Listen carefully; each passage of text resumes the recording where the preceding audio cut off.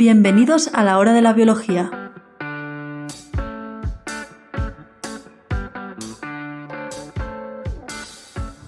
Buenas, bienvenidos al nuevo podcast La hora de la biología. En este podcast trataremos de comunicar de manera amena resultados científicos del campo de la biología. Pretendemos divulgar los últimos avances de la biología, pero también trataremos temas con cierta antigüedad siempre que nos parezcan interesantes. En un principio se trata de un podcast semanal, donde unos cuantos jóvenes investigadores nos reuniremos para comentar diferentes publicaciones científicas. Esta semana hablaremos del coronavirus. Hemos distribuido este especial coronavirus en varias partes, que serán publicadas de lunes a viernes.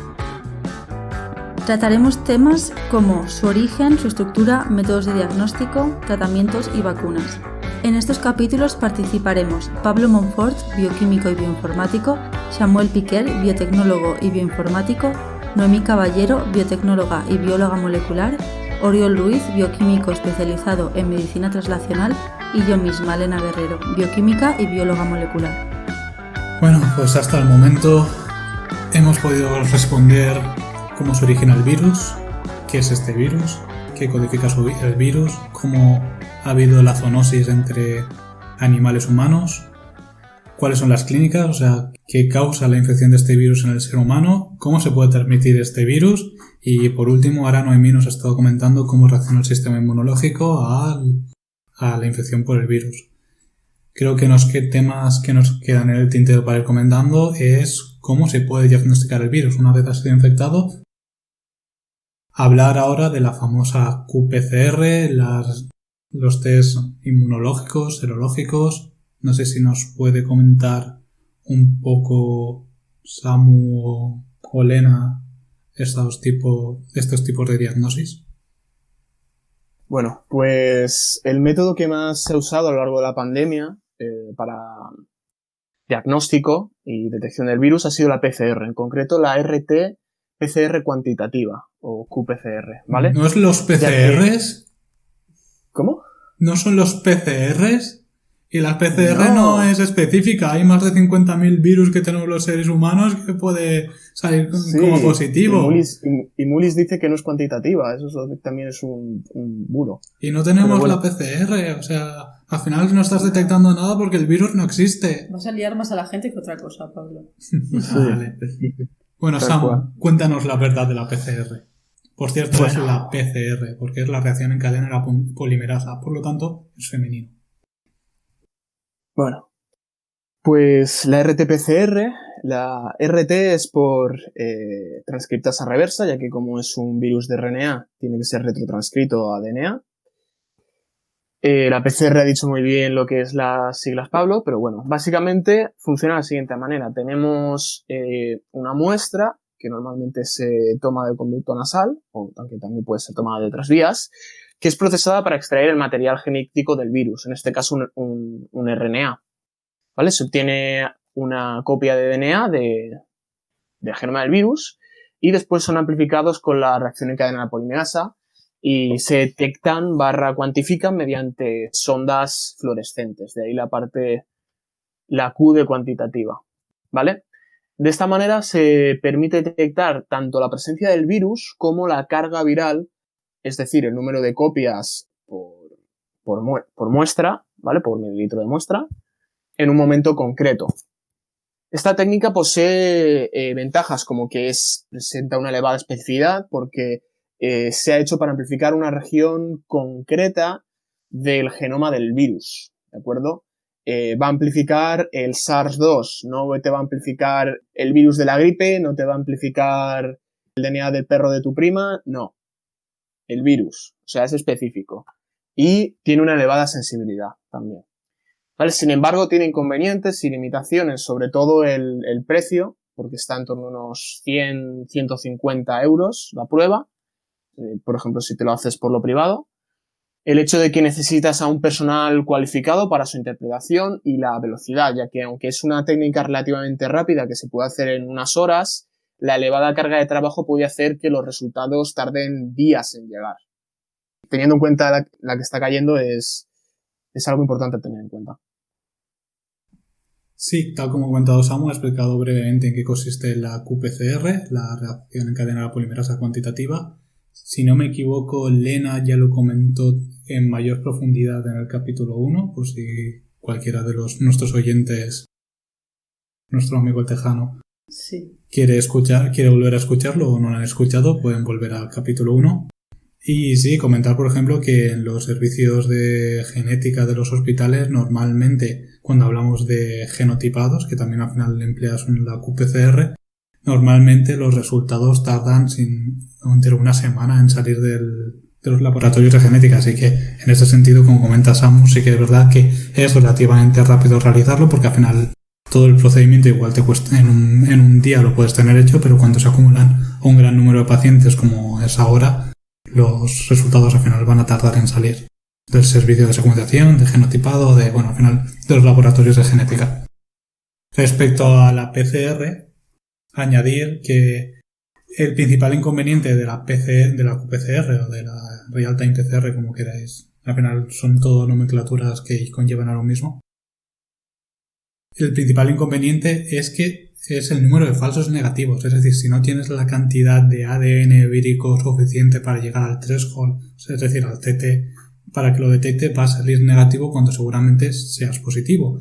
Y no es como todos los detractores de la PCR están diciendo que vas a tener un montón de falsos positivos. Eso es falso, o sea, como ha comentado Samu, existen los cebadores, los primers en inglés, que son específicos de una región del virus, con el cual te permite cuantificar específicamente la cantidad de DNA, de DNA, porque al final es una retrotranscripción que tienes de ese virus específico respecto a todo lo demás.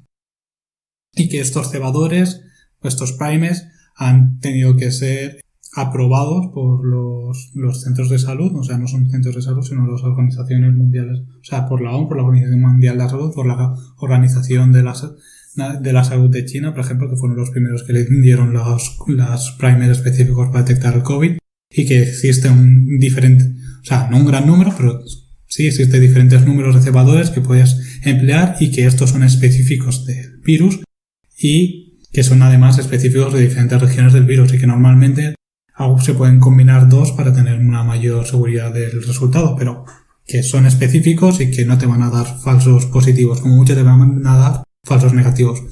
Bueno, y o sea, yo preferiría un falso positivo a un falso negativo, la verdad. Sería mejor que diera más falsos positivos que falsos negativos. Eso se puede ajustando el margen, pero a lo mejor te da una barbaridad de falsos positivos si lo haces así.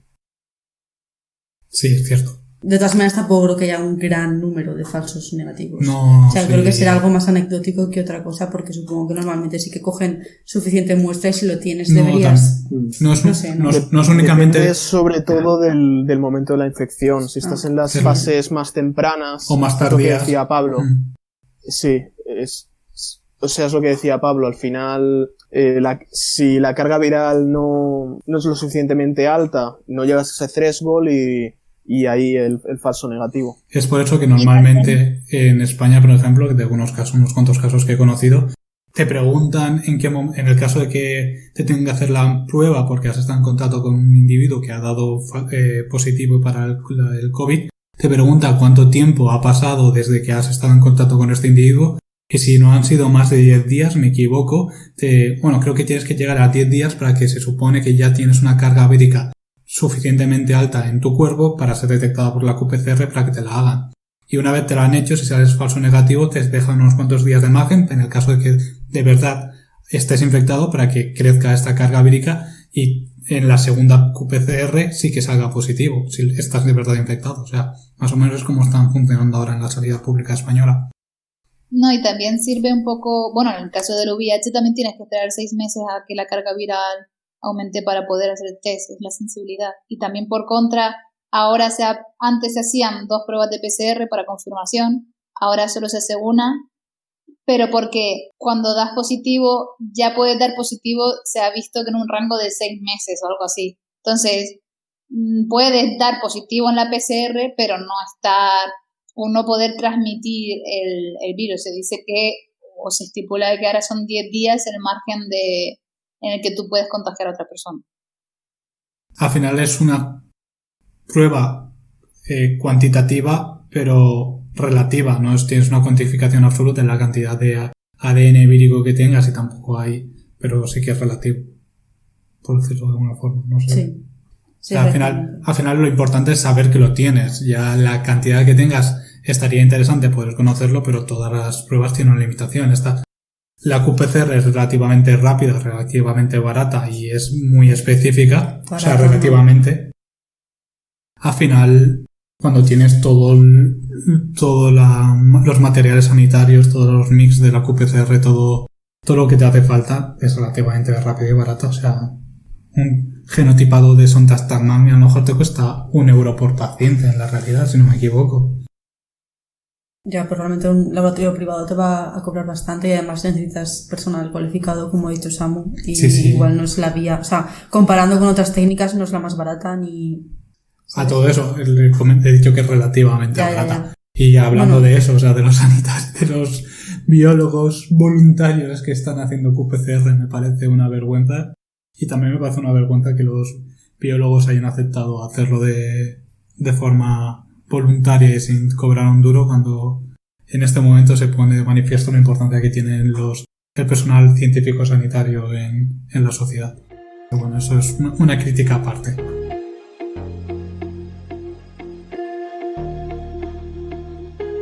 Sí, bueno, o sea, otra cosa que quería comentar, pues que existen diversos test de diagnóstico, o sea, como un diagnóstico inicial, las qPCR están basadas en detectar el virus, al igual que los test de antígenos, que también lo que estás detectando es el virus al final. Estos normalmente son más rápidos y son más baratos y, o sea, en estos meses previos no se había conseguido una gran sensibilidad, pero parece ser que ahora sí que hay empresas que dicen que tienen gran sensibilidad con este tipo de test. Pero bueno, esto ya está por ver y por estudiarse en más profundidad. Y luego otro tipo de test que existen son los llamados test serológicos, que están basados fundamentalmente en ELISA, o sea, en la técnica ELISA. Y lo que detectas en este sentido son anticuerpos. Y, o sea, cuando tienes una infección, la aparición de anticuerpos es secuencial, o sea, hay como unos primeros anticuerpos, los IgM, que estarían presentes al principio de la infección, y luego al final están los IgG.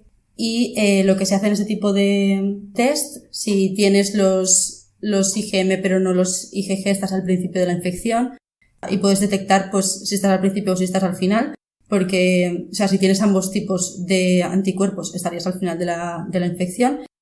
Si tienes los IgG solamente, ya has pasado la infección pero tienes inmunidad, y si no tienes ningún tipo de anticuerpos, en un principio es que no has pasado la enfermedad. Aunque claro, esto ya depende de cuánto tiempo dura la inmunidad. ¿Y cuál sería la principal diferencia entre el test de anticuerpo y el test de antígenos?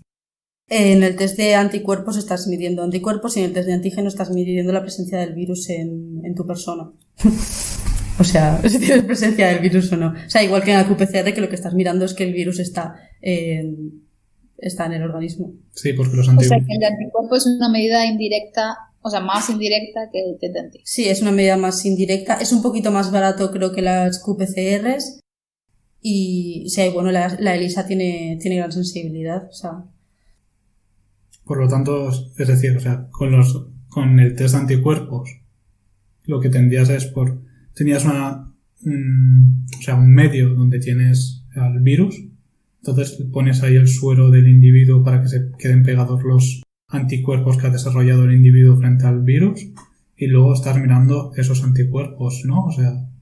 Que utiliza como binding, como sensor el virus. Sí, proteínas. O sea, proteínas de algún antígeno o el virus entero, eso ya no lo sé. Ahora, con albúmina o alguna mierda de estas, taparás todas las interacciones inespecíficas, después pondrás el suero del paciente, solamente se habrá quedado pegado a aquellos anticuerpos que hayas desarrollado con el virus, y después ya tienes anticuerpos antihumano para tener la fluorescencia, supongo. También el test serológico se hace a partir de muestras de sangre, y los otros pues se hacen con muestras del conducto respiratorio, o sea, que es donde tendrá más concentración del virus. Sí.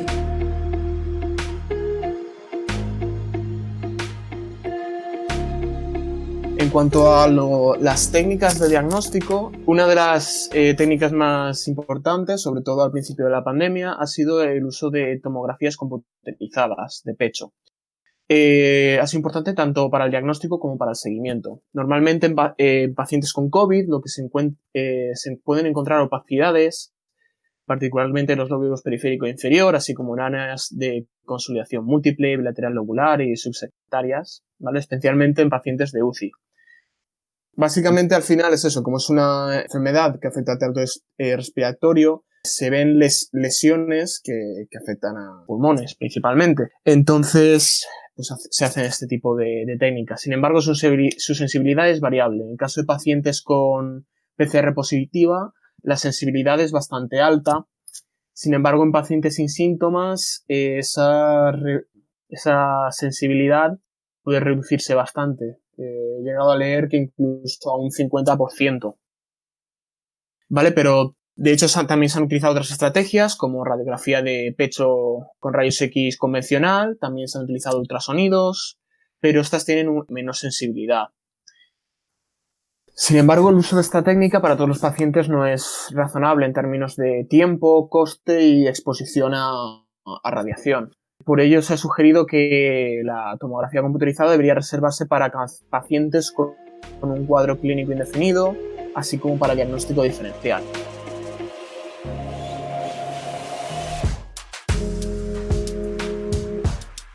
Como curiosidad, a las limitaciones que tiene la qPCR, quería comentar que algunos laboratorios, creo que si no me equivoco el laboratorio Sherlock ha empleado un método de diagnóstico, sí, se llama laboratorio Sherlock. Un sistema de diagnóstico basado a ojímetro, como es el término científico para estas cosas. Es decir, que personal no cualificado y que con un proceso poco elaborado puedas diagnosticar si los individuos que están infectados de COVID. Para ello utilizan el tan famoso CRISPR, que al final son unas tijeras moleculares que son capaces de específicamente cortar una región de ADN. Para ello lo único que están realizando es, si no me equivoco, están empleando el CRISPR-Cas12 o CRISPR-Cas13, o sea, dependiendo de la empresa están utilizando uno de esos diferentes, donde tienes un CRISPR Single Strain RNA marcado con un fluoróforo, mediante quenching, que ya comentamos en otro momento, lo comentó Lena en el capítulo donde está hablando de cómo hacer las mediciones de la membrana en el origen de la vida. Pero finalmente tienes un ssRNA marcado con un fluoróforo que, como está siendo inhibido por quenching, no transmite fluorescencia. Cuando se une esta región específicamente a la región del virus, como si fuera un primer o un cebador, el CRISPR, las tijeras moleculares lo cortan, este fragmento de ADN queda liberado y entonces empiezas a emitir fluorescencia verde, en este caso cuando irradias con luz ultravioleta. Entonces, de forma muy sencilla y como se dice a ojímetro, puedes diagnosticar si un individuo está o no infectado de COVID, de SARS-CoV-2. Y esto ya lo están estas empresas, creo que estos kits se estaban empleando más en China, donde en los estudios clínicos al final estaban comprobando este diagnóstico con CRISPR, con qPCR. Entonces podían ver si tenían la misma sensibilidad y más o menos no había mucha diferencia. O sea, me parece una forma bastante sencilla, barata. Y como estaba comentando Samu y Lena, de que no necesitas a operarios, biólogos súper cualificados que tengan que hacer todas estas mediciones, todas estas qPCRs, porque al final es extraer la muestra de sangre. Creo que sí que es necesario hacer unas retrotranscriptasas reversas, no estoy seguro ahora mismo, y al final mezclas los componentes en el tubo y radias con ultravioleta y dices, pues sí, sale luz, es que está infectado. Así sí que es necesario porque el virus es de RNA, así que tienes que pasarlo. Sí, y creo que también era para aumentar un poco la cantidad de copias, sí. Porque creo que eran capaces de medirlo con un microgramo mililitro, pero no estoy seguro. O sea, esta medida que acabo de decir, no, que nadie se la crea. Y luego también, como otro método de diagnóstico súper gracioso que estaban empleando es por PCR isotérmica. Es decir, para cuando estás realizando una qPCR o una PCR, normalmente tienes que pasar por diferentes ciclos de temperatura. O sea, primero tienes que aumentar mucho la temperatura para que las dos hebras que forman ADN se separen. Después tienes que bajar temperatura para que los cebadores se unan específicamente en las regiones de la hebra donde tienes el gen que quieres amplificar, y después tienes que aumentar la temperatura para que la polimerasa elongue esta cadena a partir del cebador. Bueno, esto lo tienes que hacer un montón de veces, y a partir de este ciclo es cuando, a partir del ciclo que empiezas a detectar fluorescencia, en el caso de que estés haciendo una qPCR, es cuando puedes decir que tienes o no el coronavirus. En este caso, sobre todo para llevarlo a regiones más subdesarrolladas donde no se está todo el material para realizar este diagnóstico, se han realizado una caja, o sea, al final es una caja.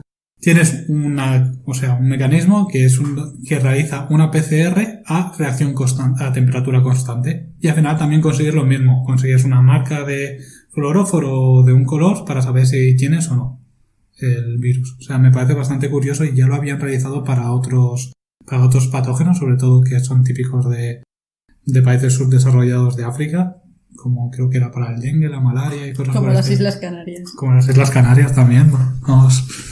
Y no sé, me parece también curioso, o sea, no sé muy bien cómo funciona el proceso este de enlongar a temperatura única, pero me parece que es una forma sencilla de hacer el diagnóstico.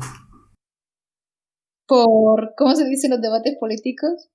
¿Por represalias o por comentarios? Por alusiones. Alusiones. Puedo decir que Canarias, por suerte, tiene el material necesario para hacer el diagnóstico. Que después hay muchos falsos mitos sobre Canarias y la pobreza. Bueno, yo creo que el principal que mete estos mitos y que os llama subdesarrollados es Ignatius Farray, y si no me equivoco, es uno de los vuestros. Uno de los nuestros. No, Ignatius, perdona, pero pertenece a una filogenia diferente a la humana. O sea, no se puede considerar ni siquiera.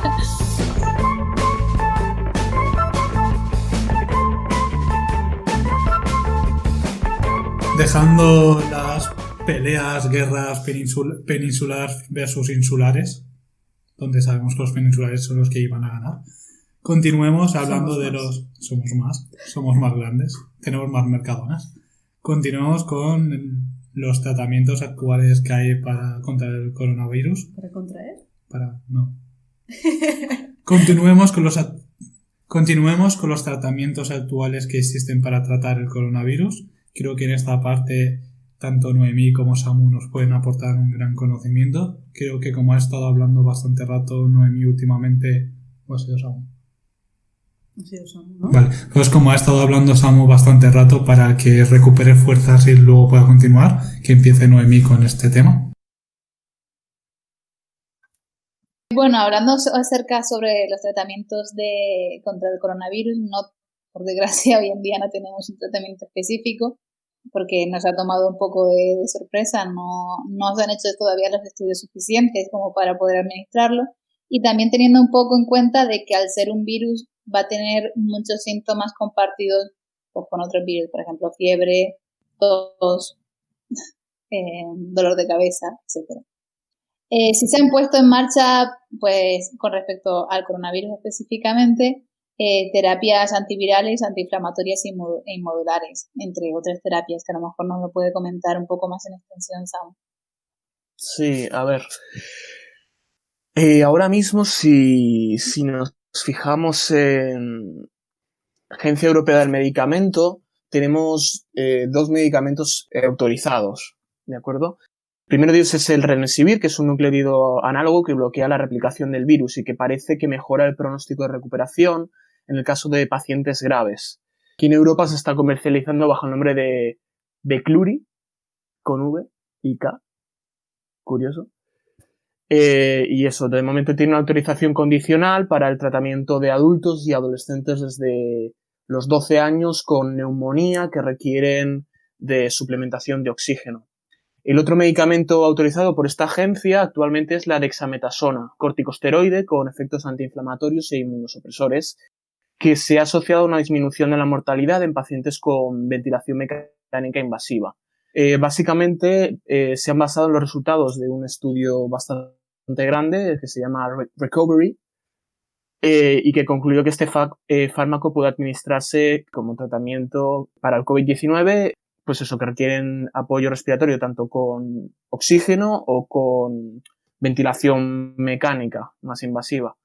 Básicamente los mismos parámetros que el Remdesivir. Está recomendado para su uso en adultos y en adolescentes desde los 12 años que al menos pesen 40 kilogramos. Pero es un poco lo que decía Noemí. Básicamente todavía no tienes un medicamento específico que digas te lo voy a dar y con esto vas a mejorar sí o sí. El tratamiento es paliativo, intentas tratar los síntomas, intentar prevenir fallos respiratorios y ahí, pues bueno, dependiendo de la progresión del paciente, te toca aplicar diferentes tipos de terapia respiratoria, ya sea simplemente administrar oxígeno con mascarilla o en los casos más graves, pues requiere ventilación mecánica invasiva, incluso intubación, y en esos casos de hecho se deben considerar técnicas como el uso de agentes bloqueadores neuromusculares y la posición prona, que básicamente es darle la vuelta al paciente y ponerlo boca abajo, que se ha visto que en la mayoría de pacientes críticos responden bien, lo que implica un aumento rápido de la oxigenación y de la mecánica pulmonar. De aquí a lo mejor comentar que, bueno, he visto estudios, aunque tendría que corroborarse, acerca de que la respiración mecánica podría producir daños epiteliales que empeorasen todavía más el proceso de coagulación. Pero bueno, esto tendría que haberse estudiado y obviamente si tienes a un paciente que se está asfixiando por el problema de ARDS, de síndrome de dificultad respiratoria, pues tienes que priorizar el salvar la vida en ese aspecto que en una posible efecto secundario que todavía no se ha comprobado. También ha habido otros medicamentos famosos como la hidroxicloroquina, que tanto promovió Donald Trump y que creo que Oriol nos puede contar un poquito más sobre cómo está el asunto con este medicamento concreto. Sí, la hidroxicloroquina al principio de la pandemia se tenía como la panacea que podía servir para arreglar toda la situación. Los estudios preliminares eran muy favorables, pero posteriormente se encontraron muchos efectos no deseables. El principal es su efecto cardiotóxico. Se sabía desde el principio, bueno, para que no lo sepa, la hidroxicloroquina no es un medicamento nuevo, se ha utilizado para tratar la malaria y otras enfermedades parasitarias porque evita la entrada de los parásitos a la célula. Así que también puede ser útil contra un virus porque evita la entrada del virus en la célula. Tiene un montón de mecanismos de acción que todos ayudan a eso. Es una droga fantástica para eso. Pero el problema es eso, que es cardiotóxica. Y como el virus también tiene efectos sobre el sistema cardiovascular, causa muchos problemas. Los primeros estudios daban eso, mejoraban en un 50% la probabilidad de supervivencia, pero estudios posteriores vieron que esa mejora de supervivencia se compensaba prácticamente en su totalidad por una bajada de supervivencia por factores cardíacos. En un estudio hecho en Nueva York se vio que no había diferencia significativa entre la letalidad, pero había una diferencia significativa entre la causa de esta muerte. Se reducían mucho las muertes por insuficiencia respiratoria, pero se aumentaban mucho las muertes por fallo cardíaco. Así que básicamente la hidroxicloroquina lo que hace es, en lugar de morirte por las causas respiratorias, te mueres por las causas cardíacas. Así que no tiene solución. Cabe decir, hay una diferencia importante de esos estudios, aparte del tiempo, que es que la mayoría de estudios favorables que he encontrado son en China, la mayoría de estudios desfavorables que he encontrado son en Estados Unidos. Sí que puede que haya factores genéticos, ambientales, de la dieta, o simplemente eso, una diferencia del tiempo no haya permitido encontrar estos factores negativos. El estudio más grande que he encontrado eran de más de 16.000 pacientes y no he encontrado ningún resultado positivo. Así que me atrevo a decir que no tiene resultados positivos. Pero a lo mejor si no tienes ningún factor de riesgo cardíaco, puede ser favorable. Otro tratamiento que puede que le interese a nuestra audiencia ahora mismo es el de Regeneron, que es el tratamiento que está recibiendo Trump ahora mismo, que es un cóctel de anticuerpos producido por la empresa Regeneron. No me parece que vaya a tener mucho éxito porque primero es caro de producir y segundo no ha demostrado tener eficacia en pacientes que ya presentan grandes síntomas. Es más al principio de la infección, pero estas infecciones no se suelen detectar al principio. concreto lo que mencionan es que es útil cuando el paciente todavía no ha aumentado su respuesta inmune como sustituto a esa respuesta inmune, que como ya hemos comentado, la respuesta inmune causa muchos problemas, es que puede ser bueno, pero prácticamente siempre que detectas el virus ya se ha montado esta respuesta inmune. Podría servir como tratamiento profiláctico, pero eso lo evita el hecho de que es muy caro, porque no puedes darle ese tratamiento a toda la población si es tan caro.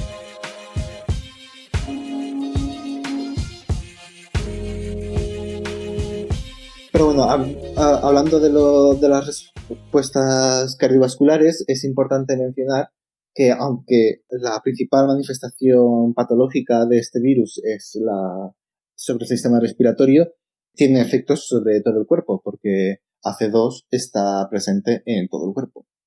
Para empezar, hemos mencionado muchas veces el nombre AC2. AC2 es la enzima convertidora de angiotensina 2, que está presente en las células endoteliales, que son las que forman los vasos sanguíneos. Así que obviamente está por todo el cuerpo. Todos los tejidos vascularizados tienen AC2. Pero además de eso, está muy presente en el tejido cardíaco, por su efecto cardiovascular, y también en tejido del sistema nervioso central y en tejido reproductor, tanto masculino como femenino. Más en femenino, pero tanto masculino como femenino. Por tanto, me parece también importante mencionar estos efectos que son menos conocidos. Esto además le gustará mucho a los de las teorías conspiratorias, porque si realmente es un virus diseñado por una persona, es importante, porque yo si diseñara un virus, lo haría así, diseñar que los efectos importantes fueran los que no se vean. Voy a empezar por los cardiovasculares, como ya estaba mencionando. Ya se sabe que las enfermedades cardiovasculares son un enorme factor de riesgo en esta enfermedad. Entre un 30 y un 40% de los hospitalarios tienen alguna enfermedad cardiovascular, hipertensión o diabetes tipo 2, lo que se llama el síndrome metabólico. Y si nos fijamos en los pacientes que han tenido que entrar a cuidados intensivos y también en pacientes que han llegado a fallecer, su porcentaje aumenta, lo que indica que es un marcador de mal pronóstico. Lo que no sé si podrías corroborarlo porque hablo un poco de memoria, que personas de mayor edad era por insuficiencia respiratoria, mientras que en gente joven normalmente era por cardiopatías. No he visto nada desglosado así, pero es fácil, sí. También las personas de avanzada edad tienen tanto problemas respiratorios como cardiovasculares, así que no lo sé, pero es fácil que sea así. Simplemente por el hecho de que las personas jóvenes no tengan esa clase de problemas respiratorios. O sea que se necesita una sintomatología previa para, digamos, causar o que hay muchos factores que influyen. No se necesita, pero es un factor de riesgo. Sí, el mayor factor de los mayores factores de riesgo es la edad, junto con el sexo. Eso está claro, pero las enfermedades cardiovasculares son un factor de riesgo importante. Y todo se junta, así que una persona mayor con enfermedades cardiovasculares, pues es mucho mayor riesgo. Imagínate, un señor de 74 años con diabetes, obesidad, y que menciona a menudo que claramente nunca ha tenido una serie de mini ictus, no me parece que tenga muy buenas probabilidades de sobrevivir, pero bueno, eso es otro tema. Pero el virus también puede causar esas enfermedades. Por ejemplo, se ha observado en pacientes en elevados niveles de troponina cardíaca, que es un marcador de daño cardíaco. Además, se asocia a un muy mal pronóstico de la enfermedad. En general, este daño cardíaco, esta miocarditis, no se considera que esté causada por el virus, por infección del virus, sino por la tormenta de citoquinas que hemos mencionado anteriormente. Esta tormenta de citoquinas, junto con la infección de células endoteliales por la presencia de AC2 en células endoteliales, produce una activación del endotelio, lo cual facilita la rotura de placas de ateroma, las placas de colesterol que al romperse se forma un trombo, lo cual facilita la producción de trombos, de síndrome coronario, de ictus, cosas así, de taponación de vasos sanguíneos. Además, su efecto tanto respiratorio como renal, que también el virus produce daño renal, produce un aumento del esfuerzo cardíaco, porque necesita latir más fuerte para tanto llevar el menos oxígeno que recibe la sangre a todo el cuerpo y para eliminar los desechos, porque los riñones también están defectuosos, puede llevar a un fallo cardíaco. Este fallo cardíaco está asociado a alrededor de un cuarto de los fallecimientos, por lo que es bastante importante. La inflamación y la insuficiencia respiratoria también producen arritmias y también se ha visto que se puede producir por infección directa del virus en zonas concretas del corazón. Supongo que sean zonas del marcapasos, que es la que determina el ritmo cardíaco, pero no está mencionado.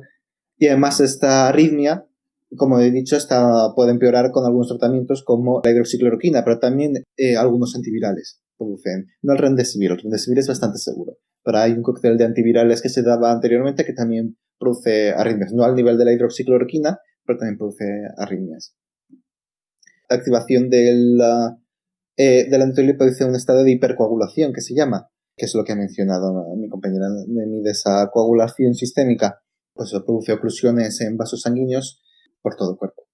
Lo más peligroso es el corazón y cerebro, pero también produce fallo renal y cosas así. Incluso, se ha visto que administrando anticoagulantes mejora la supervivencia en pacientes críticos. Así que es un tratamiento a tener en cuenta y además no parece tener efectos negativos.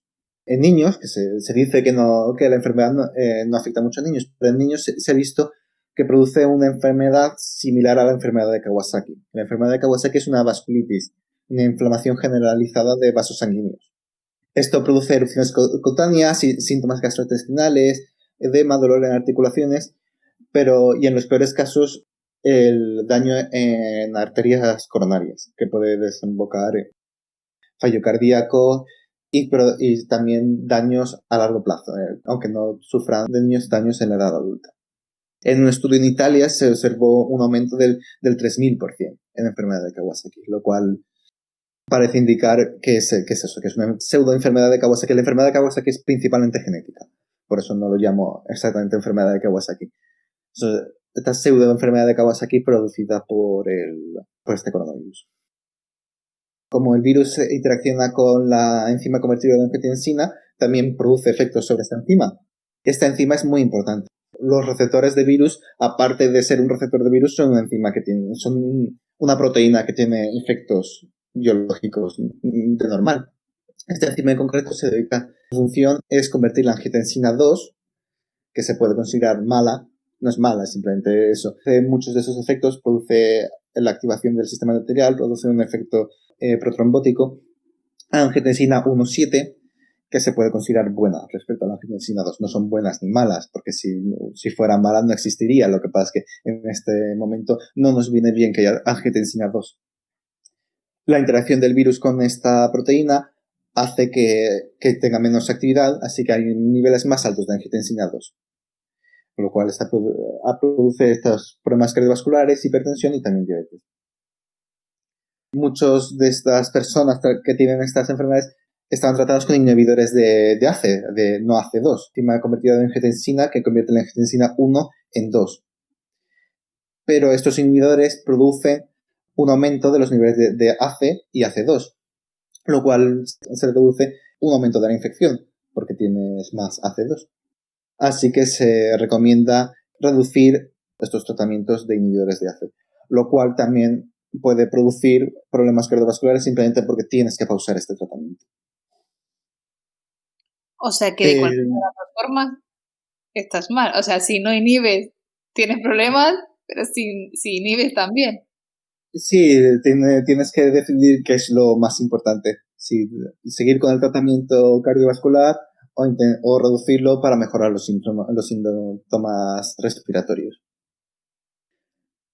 La infección de células endoteliales por el virus puede producir daño endotelial que produzca roturas y mini sangrados que se pueden llegar a convertir en problemas importantes. Por ejemplo, leí un caso de una mujer que se produjo un mini sangrado cerebral que produjo una necrosis que acabó con su vida y ni siquiera mostraba síntomas de coronavirus. Fue luego al testarla que se dieron cuenta que tenía coronavirus y empezaron a investigar y se dieron cuenta que era por eso. Otro sistema muy afectado, que es también importante, es el sistema nervioso. Para empezar, la tormenta de citoquinas tiene efectos por todo el cuerpo, pero también en el sistema nervioso, y se ha relacionado con enfermedades neurodegenerativas y psiquiátricas. Por ejemplo, la microglía pierde la capacidad de fagocitar beta-amiloide y produce acumulación, que es lo que produce la enfermedad de Alzheimer. En Parkinson se ha observado en algunas autopsias niveles altos de citoquinas en líquido cefalorraquídeo, pero en este caso no se sabe si estos niveles altos produjeron el Parkinson o el Parkinson produjo estos niveles altos. También se produce daño en sustancia gris, que se puede asociar a esclerosis múltiple, modificaciones en metabolismo de neurotransmisores, activación de microglía que recupera estos neurotransmisores, están asociados a esquizofrenia y trastorno bipolar, y también reduce mucho la neuroplasticidad, lo cual está asociado a déficit de atención, jóvenes, niños y adolescentes, a trastornos del aprendizaje. Estás hablando un poco de enfermedades crónicas o que conllevan bastante tiempo para presentar sintomatología, entonces podría ser que de aquí a varios años viésemos efectos todavía del coronavirus de personas que antes eran asintomáticas, pero a lo mejor generen en Alzheimer o esquizofrenia, de las enfermedades que han nombrado. Sí, esto es el énfasis que quiero dar en esta parte, que es una parte que no se conoce de momento y que no se va a conocer en mucho tiempo, pero que puede ser un problema a mucho tiempo, e incluso en pacientes asintomáticos, que por eso que la gente no se puede confiar, porque aunque se sepa que en personas jóvenes la mayoría sean asintomáticos y no vayan a tener problemas respiratorios, no se sabe lo que puede pasar en el futuro, que puedan producirse, que te encuentres que dentro de 10 años gente que ahora tiene 40 años empieza a tener Alzheimer a los 50, que es una edad muy temprana para eso, o que empiece a haber un montón de niños con problemas cardíacos por la enfermedad de Kawasaki, o una reducción de los niveles cognitivos de niños por los cambios en la neuroplasticidad. Esta parte es una parte que no se sabe mucho, pero que es muy importante tener en cuenta, y es una parte que la gente debería tener bastante miedo por eso, porque no se sabe nada. A lo mejor no es nada, pero es importante tenerlo en cuenta. Si dentro de 10 años, por ejemplo, nos encontramos que hay una epidemia, por decirlo de una manera, de enfermedades neurodegenerativas a edades tempranas o enfermedades cardiovasculares, pues podéis volver a buscar este podcast y decir que os avisé. Igual que todo el mundo está hablando del podcast de Bill Gates que avisaba de una pandemia, de que no estábamos preparados, pues algo parecido.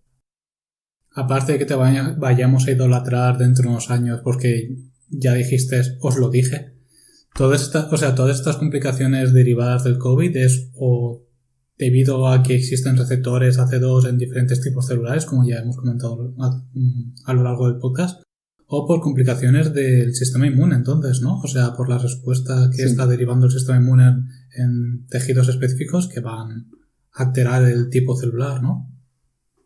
Sí, la mayoría de problemas es por el sistema inmune.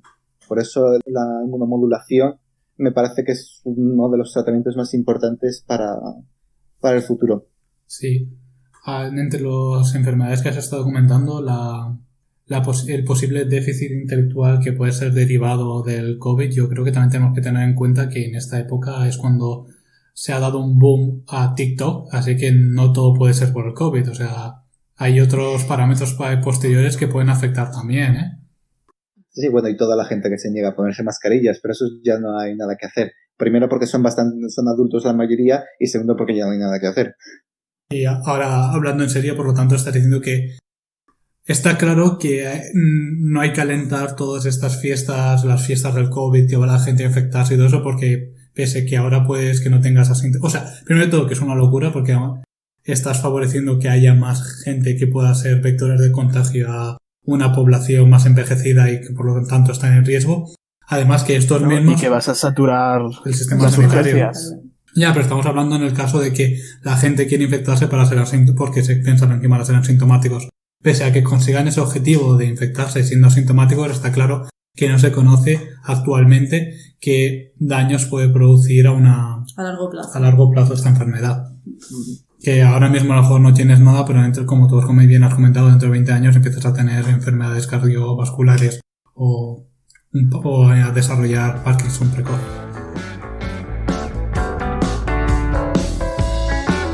Y hasta aquí el capítulo de hoy de La Hora de la Biología. Muchas gracias por escucharnos. Nos despedimos no sin antes decir que puedes suscribirte, es totalmente gratuito. Y si tienes alguna duda o sugerencia, puedes dejarnos un comentario o si lo prefieres, puedes enviarnos un correo electrónico a lahoradelabiología@gmail.com. Os recordamos que el nombre de los artículos comentados los puedes encontrar en la descripción del capítulo.